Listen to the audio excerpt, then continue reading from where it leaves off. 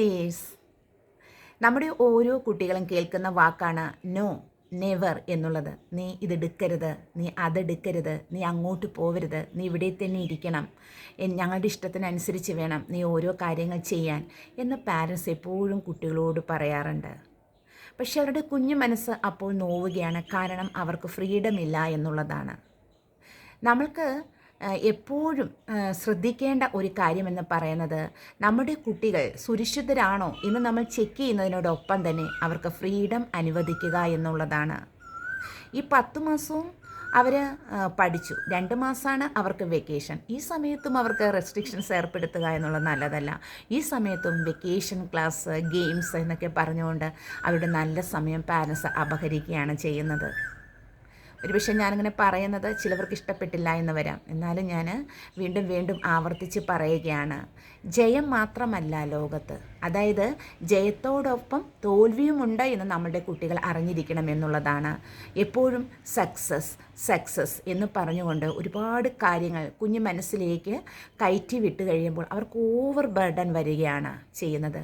അവർ വിചാരിക്കും ഈ ലോകത്ത് സക്സസ് മാത്രമേ ഉള്ളൂ എന്ന്. ഇങ്ങനെയും ജീവിക്കുന്ന കുട്ടികളെ എനിക്കറിയാം. പക്ഷേ ജീവിതത്തിൻ്റെ ഏറ്റവും വലിയ സ്ഥലത്ത് എത്തിക്കഴിയുമ്പോഴായിരിക്കും ഒരു ചെറിയ പരാജയം വരുന്നത്. ഈ സമയത്ത് അവർക്കത് താങ്ങാൻ കഴിയില്ല എന്നുള്ളതാണ്. ഒരു കുഞ്ഞ് നടക്കുന്നത് കണ്ടിട്ടില്ലേ? അവൻ നടക്കുന്നതിനിടയ്ക്ക് അവൻ താഴെ വീണ് കിടന്ന ഉരുളും, പിന്നെ എഴുന്നേൽക്കും, വീണ്ടും വീഴും. ഇങ്ങനെയാണ് ഒരു കുട്ടി വളരുന്നത്. ഇതേപോലെ തന്നെ അവൻ്റെ ജീവിതത്തിൽ ജയവും പരാജയവും ആവർത്തിച്ചിങ്ങനെ വന്നുകൊണ്ടിരിക്കും. അപ്പോൾ ഈ ലോകത്ത് ജയത്തോടൊപ്പം തോൽവിയുമുണ്ട് എന്ന് നമ്മുടെ കുട്ടികൾ അറിയണം. അതിന് പാരൻസ് പക്ഷേ അനുവദിക്കുന്നില്ല എന്നുള്ളതാണ്. അപ്പോൾ നമ്മുടെ കുട്ടികളെ എപ്പോഴും രാവിലെ തൊട്ട് വൈകിട്ട് വരെ ഒരു റെസ്ട്രിക്ഷൻസിൽ, ഒരു കൺട്രോളിങ് പവറിൽ നമ്മൾ ഒരിക്കലും നിർത്തരുത്. അവരെ നമ്മൾ വിട്ടുകൊടുക്കുക എന്നുള്ളതാണ്. അമിതമായിട്ടുള്ള ഫ്രീഡം കൊടുത്ത് അവരെ വഷളാക്കുക എന്നുള്ളതല്ല. അവരുടെ ബ്രെയിൻ അനുസരിച്ചും അവരുടെ ബോഡിയുടെ ഹെൽത്ത് അനുസരിച്ചും അവരുടെ കപ്പാസിറ്റി അനുസരിച്ചും അവരുടെ നോളജും അനുസരിച്ചുള്ള കാര്യങ്ങൾ ചെയ്യാൻ അനുവദിക്കുക എന്നുള്ളതാണ്. അതായത് തുമ്പിയെ കൊണ്ട് കല്ലെടുപ്പിക്കുക എന്ന് കേട്ടിട്ടില്ലേ? തുമ്പിക്കത് പറ്റില്ല, എന്നാൽ എടുപ്പിക്കുകയാണ്. ഇതേമാതിരി അവർക്ക് ചെയ്യാൻ കഴിയുന്ന കാര്യങ്ങൾ, അവരിൽ കഴിവുകൾ ഇതാണ്, നിനക്കത് ചെയ്യാൻ കഴിയുമെന്ന് അവരെ ഓർമ്മപ്പെടുത്തുക എന്നുള്ളതാണ്. ഇതിലൊരു കഥ ഞാനിപ്പോൾ ഓർക്കുകയാണ്.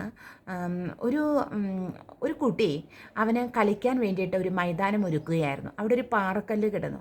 ആ പാറക്കല്ല് ആ കുട്ടി ആയാസപ്പെട്ട് തള്ളി നീക്കിക്കൊണ്ടിരിക്കുകയാണ്. ഇതെല്ലാം അവൻ്റെ അച്ഛൻ വീടിനകത്ത് നിന്ന് കാണുന്നുണ്ടായിരുന്നു. കുട്ടി അത് തള്ളി നീക്കിക്കൊണ്ടിരുന്നു. പക്ഷേ അവനത് സാധിച്ചില്ല എന്നുള്ളതാണ്. അവസാനം അച്ഛൻ ചെന്ന് സഹായിച്ച് ആ പാറക്കല്ല് ഉരുട്ടി മാറ്റി അവൻ അവിടെ ഒരു നല്ല മൈതാനം റെഡിയാക്കി എന്നുള്ളതാണ് സ്റ്റോറി. ഇവിടെ സംഭവിച്ചെന്താണെന്നറിയോ? ചെറുപ്രായത്തിൽ തൊട്ടേ ആ കുട്ടിക്ക് നീ എല്ലാം ചെയ്യാൻ കഴിയും, നിനക്കെല്ലാം പറ്റും, നീ അത് ചെയ്യണം എന്നുള്ള ഒരു കാഴ്ചപ്പാട് ആ പാരൻസ് ആ കുട്ടിക്ക് കൊടുത്തിട്ടുണ്ടായിരുന്നു. അത് വെച്ചുകൊണ്ടാണ് കുട്ടി ആ പാറക്കല്ല് ഉരുട്ടി മാറ്റാൻ ശ്രമിച്ചുകൊണ്ടിരുന്നത്. പക്ഷെ അവസാനം അച്ഛൻ്റെ ഹെൽപ്പോടു കൂടിയാണ് അത് മാറ്റിയത്. അപ്പോൾ നമുക്ക് കുട്ടികൾക്ക് എപ്പോഴും അവൻ്റെ സിബ്ലിങ്സ്, അതായത് അവരുടെ സഹോദരങ്ങളുടെ ഹെൽപ്പും, അതുപോലെ തന്നെ പാരൻസിൻ്റെ ഹെൽപ്പും, അതുപോലെ തന്നെ അവൻ്റെ ഫ്രണ്ട്സിൻ്റെ ഹെൽപ്പും എല്ലാം വേണം എന്നുള്ളതാണ്. പാരൻസിൻ്റെ ഒപ്പം, സഹോദരങ്ങളുടെ ഒപ്പം, കൂട്ടുകാരുടെ ഒപ്പം അവൻ കളിച്ച് തിമിർക്കണം എന്നുള്ളതാണ്. അതുപോലെ അവനാൽ കഴിയുന്ന കാര്യങ്ങളും ചെയ്യാനും അവനെ അനുവദിക്കുക എന്നുള്ളതാണ്. അപ്പോൾ എപ്പോഴും നമ്മുടെ കുട്ടികൾ കേട്ട് വളരുന്ന നോ, നെവർ എന്നുള്ള വാക്കുകൾ നമ്മൾ അധികം യൂസ് ചെയ്യാതിരിക്കുക.